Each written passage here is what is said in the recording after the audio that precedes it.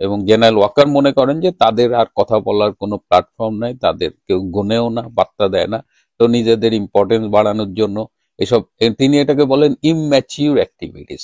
এই যে এই সেনাবাহিনীকে নিয়ে যে গালাগালি করা হয়, ডিজিএফআই অফিস ভেঙে দিবে, ক্যান্টনমেন্টের ইট খুলে নিয়ে আসবে, ওয়াকার সম্পর্কে আজে বাজে কথা বলা হয়, আর্মির মাথায় নাকি ঘিলু নাই, ঘিলু সব হাঁটুতে নেমে গেছে, তাদের জ্ঞান নাই, তারা মূর্খ, এই ধরনের আজে বাজে কথা বলে, এটা নাকি ইম্যাচিউরিটি। এইগুলো যারা বলে তারা ইম্যাচিউর, নাকি তারা অত্যন্ত পরিকল্পিতভাবে এগুলো বলে সেনাবাহিনীকে বিতর্কিত করতে চায়, সেনাবাহিনীকে ধ্বংস করতে চায়, সেনাবাহিনীর মনোবল ভেঙে দিতে চায়? কোনটা সত্যি? এবং সেনা প্রধান ইম্যাচিউরিটি বলে একদম সিরিয়াস একটা ইস্যুকে মোটামুটি একদম একদম গৌণ করে দিলেন।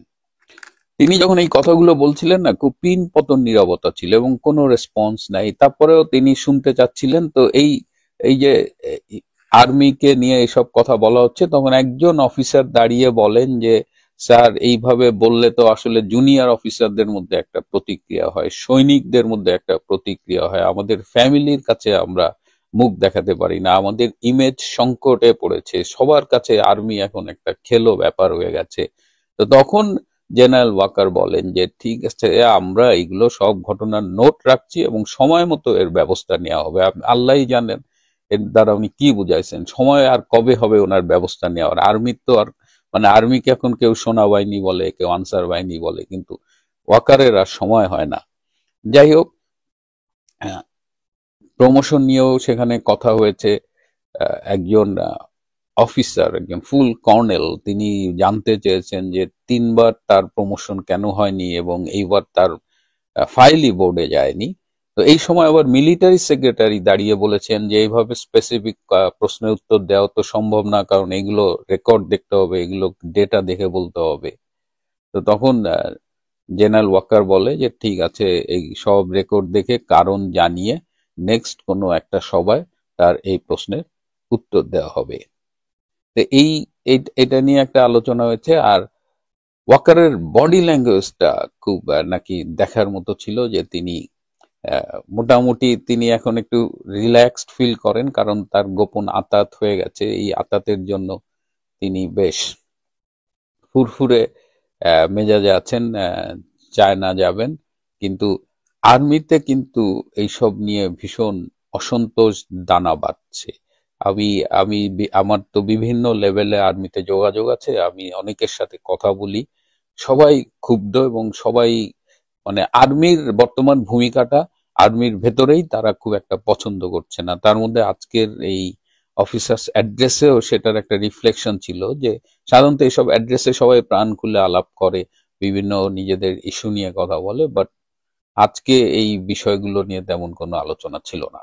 ঢাকা সেনানিবাসে সেনাবাহিনীর অফিসার্স অ্যাড্রেস অনুষ্ঠিত হয়েছে, যেখানে ঢাকা এবং আশপাশের সেনা কর্মকর্তারা সরাসরি উপস্থিত ছিলেন এবং বাংলাদেশের বিভিন্ন প্রান্ত থেকে, বিভিন্ন সেনানিবাস থেকে এবং দেশের বাইরে থেকেও, এমনকি যারা জাতিসংঘ মিশনে আছেন এই মুহূর্তে, তারাও ভার্চুয়ালি এই সেনা অ্যাড্রেসে অংশগ্রহণ করেছেন। এই দরবারে আজকে খুব গুরুত্বপূর্ণ কিছু যে হয়েছে তা নয়, শুরুতে যদি এটি বলি, সেনা দরবার আসলে এমন একটা বিষয় যে সেনাবাহিনীর একদম ইন্টারনাল বিষয়, যেগুলো মানুষ জানতেও না। 1 বছর আগেও যখন ধরুন আওয়ামী লীগ সরকার ক্ষমতায় ছিল, তখন অফিসার্স অ্যাড্রেস কবে হচ্ছে, কি হচ্ছে, মানুষের আগ্রহের কেন্দ্রে ছিল না। কিন্তু গত 1 বছর যাবৎ দেশের যে অবস্থা, সামগ্রিকভাবে মানুষের আগ্রহের কেন্দ্রবিন্দুতে থাকে যে এবারের আজকের সেনা দরবারে কি ঘটছে, কি ঘটতে যাচ্ছে, এই আগ্রহটা থাকে। এমনকি এই আগ্রহটা এত বেশি থাকে যার দরুন গণমাধ্যমে পর্যন্ত সেনা দরবারে কি আলাপ আলোচনা হলো সেগুলো চলে আসে। কেন আসে? ওই যে মূল কেন্দ্র, মানুষ এখন হতাশ, একটা হতাশায় নিমজ্জিত, যার কারণেই আসে। আজকেও ঠিক ধারাবাহিকভাবে সেই সেনা দরবার অনুষ্ঠিত হয়েছে, এখানে বেশ কিছু আলাপ আলোচনা হয়েছে। সেনাপ্রধান জেনারেল ওয়াকারুজ্জামান 38 মিনিটের একটি বক্তব্য দেন এবং তিনি 1 ঘন্টার প্রশ্ন উত্তর পর্বে অংশ নেন। বিভিন্ন সেনা কর্মকর্তারা প্রশ্ন জিজ্ঞাসা করেন এবং তিনি তার উত্তর দেন। সেনাপ্রধান জেনারেল ওয়াকারুজ্জামান প্রাথমিক বক্তব্যে তিনি নিরলসভাবে কাজ করে দেশের প্রতি দায়িত্ব পালনের জন্য সেনাবাহিনীর সকল সদস্যকে অভিনন্দন জানান। তিনি উল্লেখ করেন যে এই ঐতিহাসিক ভূমিকার জন্য বাংলাদেশের মানুষ সেনাবাহিনী ও এর প্রত্যেক সদস্যের প্রতি সবসময় কৃতজ্ঞ থাকবে। সেনাবাহিনী প্রধান জেনারেল ওয়াকার তার অন্যান্য বক্তব্যের পাশাপাশি বেশ কিছু বিষয়ও আলোচনা করেন, যেমন বাংলাদেশ সেনাবাহিনীর সদস্যবৃন্দ কর্তৃক বিবাহ বহির্ভূত সম্পর্কে জড়িয়ে পড়ার প্রবণতা লক্ষ্য করা যাচ্ছে। একটি প্রশ্ন ওঠে, সাম্প্রতিক সময়ে এক ব্রিগেডিয়ার জেনারেলের কাণ্ড আপনারা জানেন, এই কাণ্ডটিও এই অফিসার্স অ্যাড্রেসে উঠে আসে।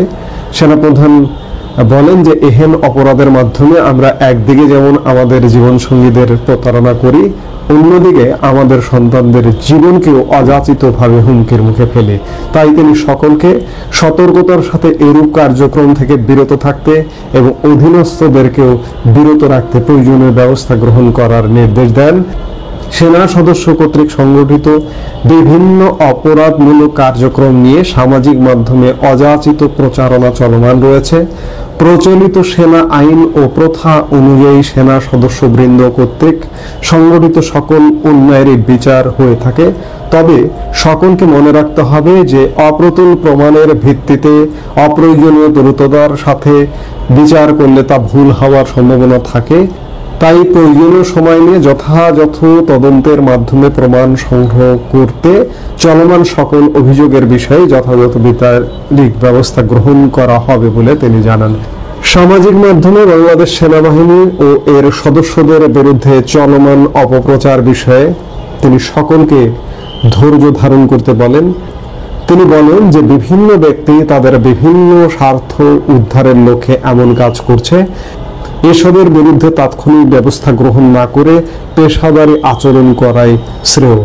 তবে এই সকল অপরাধ যথাযথভাবেই লিপিবদ্ধ থাকছে।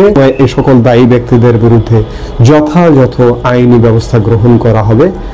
এই অফিসার্স অ্যাড্রেসে তিনি জাতীয় নির্বাচনকে ইন্ডিকেট করেন। ইতিমধ্যে জাতীয় নির্বাচনের তারিখ ঘোষিত হয়েছে এবং সরকার তা অনুষ্ঠানের ব্যাপারে বদ্ধপরিকর উল্লেখ করে তিনি সকল সেনা সদস্যকে আইন অনুযায়ী নিরপেক্ষভাবে দায়িত্ব পালনের জন্য প্রস্তুত থাকতে বলেন। বিভিন্ন দেশি বিদেশি মহল বিভিন্ন হীন স্বার্থ উদ্ধারের লক্ষ্যে সামাজিক যোগাযোগ মাধ্যমে মিস ইনফরমেশন ও ডিসইনফরমেশন ছড়াচ্ছে। তবে আমাদের ইউনিটি ও পেশাদারি আচরণের কারণে তাদের হীন উদ্দেশ্য অর্জন করতে পারেনি বলে জানান জেনারেল ওয়াকারুজ্জামান। এছাড়াও সেনাপ্রধান জেনারেল ওয়াকারুজ্জামান আরো যেসব বিষয়ে আলোকপাত করেন সেটি হচ্ছে সেনাবাহিনীর নিয়ম এবং আইন অনুযায়ী সেনা সদস্যদেরকে রাজনৈতিক বিষয়গুলো হতে দূরে থাকা, মাদক থেকে দূরে থাকা, ইন এইড টু সিভিল পাওয়ারে কর্তব্য পালনের অংশ হিসেবে জিজ্ঞাসাবাদ করবার সময়ে কোনো জীবনহানি বা আহত হবার ঘটনা না ঘটে সে বিষয়ে সতর্ক থাকা, যানবাহন দুর্ঘটনা প্রতিরোধমূলক ব্যবস্থা গ্রহণ, সেনা সদস্যদের মাঝে আত্মহত্যার প্রবণতা বৃদ্ধির একটি প্রশ্ন উঠেছে, এর বিরুদ্ধে প্রয়োজনীয় ব্যবস্থা গ্রহণ করবার কথা বলেন। পরিবারের প্রতি অধিক যত্নশীল হওয়ার কথা তিনি বলেছেন। সন্তানদের যথাযথভাবে সামাজিক ও ধর্মীয় মূল্যবোধ সহ গড়ে তোলা, বিশেষ করে সন্তানদের মাঝে আচরণমূলক সমস্যা ও মাদকে জড়িয়ে পড়ার ব্যাপারে অভিভাবকদের সতর্ক থাকবার আহ্বান জানিয়েছেন।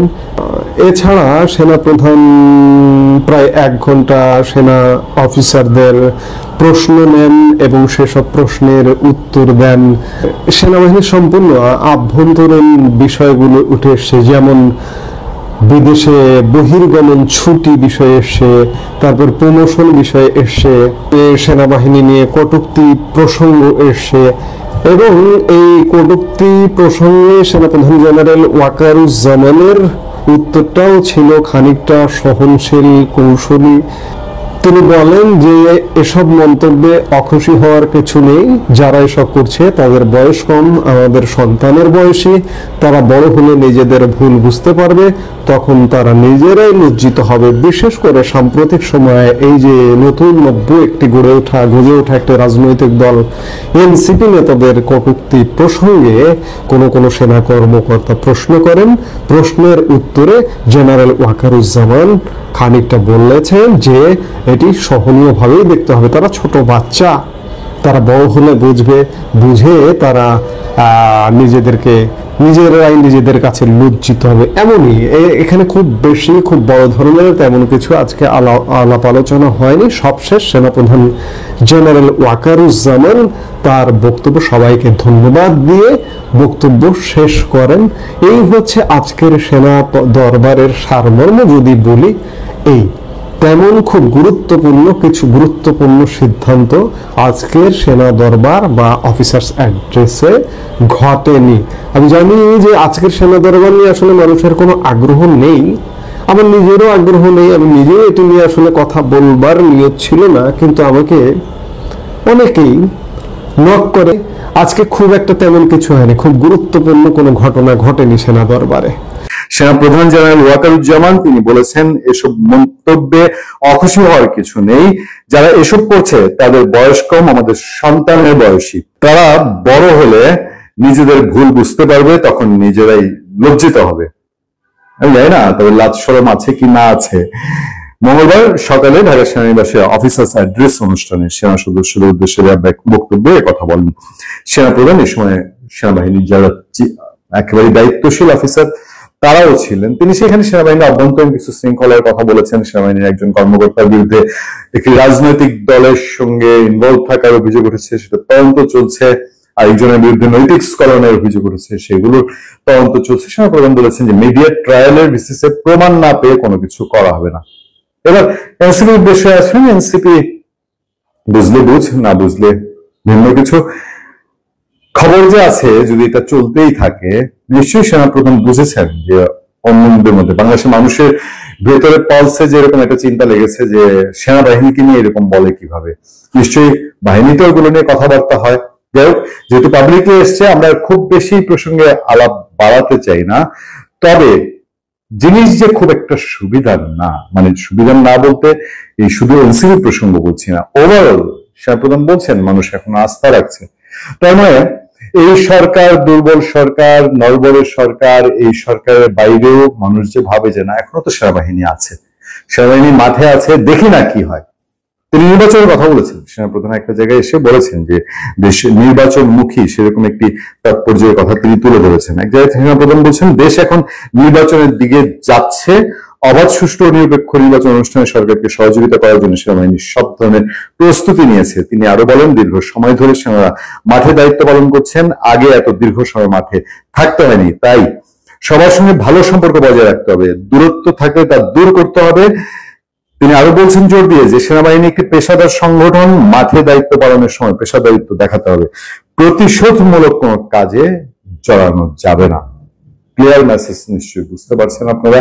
সেনাবাহিনীর এই ক্লিয়ার মেসেজের মাধ্যমে যদি একটা সুষ্ঠু, সুন্দর এবং গ্রহণযোগ্য নির্বাচন হয়, তাহলে দেশটা আপাতত একটা রক্ষা তো পাবে। যে অবস্থা তৈরি হয়েছে দেশের মধ্যে, ডক্টর ইউনূসের নেতৃত্বাধীন সরকার বলতে বিধানেই যেটা একেবারে ধপাস অবস্থা, একদম আছড়ে পড়েছে এই সরকারের, কোনো কিছুতেই কোনো নিয়ন্ত্রণ নেই। বিশেষ করে পাবলিক কানেকশন নাই বললেই চলে। পাবলিকের পালস বুঝতে পারার কোন বিষয় সরকারের মধ্যে নেই। ফলে একটা নির্বাচন এবং সেনাবাহিনী প্রতিষ্ঠানটা ঠিক থেকে ভালো দিকে যাওয়ার, সেনাবাহিনীর যে ক্লিয়ার মেসেজ সেটা সংশ্লিষ্টরা কতটা বুঝতে পারবে এটা তাদের বিষয়। ধন্যবাদ সবাইকে। ভালো থাকবেন, সুস্থ থাকবেন। যদি সবাই আখেরে ভালো চায় তাহলে নিশ্চয়ই সবাই যে যার জায়গা থেকে নিজেকে সংশোধন করবেন, না হলে শেষ তক যা হওয়ার তাই।